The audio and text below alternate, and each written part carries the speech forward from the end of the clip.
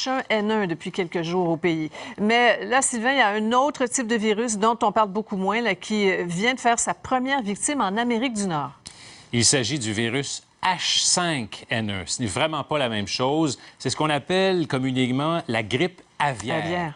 Il y a effectivement eu plusieurs cas en Chine notamment, mais là, c'est le premier cas au Canada et on parle d'un décès. Donc, c'est un résident de l'Alberta. On ne sait pas trop si c'est une femme ou un homme. Lors de la conférence de presse, on a voulu vraiment créer une diversion en disant tantôt il, tantôt elle. Ce qu'on sait, c'est que cette personne-là a séjourné récemment à Pékin, en Chine, et donc aurait contracté le H5N1 à ce moment-là, ce qui n'est pas nécessairement rare.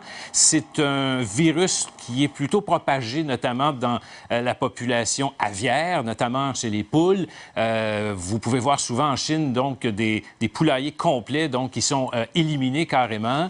Il y a transmission donc parfois de l'animal à l'homme, mais c'est très virulent, très pathogène. On parle d'un taux de mortalité de 60 %. Alors il y a beaucoup de morts, il y a des centaines de cas évidemment, surtout dans une quinzaine de pays, surtout en Asie notamment. C'est le premier cas donc en Amérique du Nord. Le problème, c'est s'il y a mutation. Et là, si jamais ce virus-là est capable de se transmettre de l'homme à l'homme, alors là, on pourrait parler d'une pandémie mondiale. C'est probablement un des risques les plus importants selon l'Organisation mondiale de la santé, mais on n'en est pas là. On n'en est pas là. Merci. Merci beaucoup, Sylvain. Au revoir.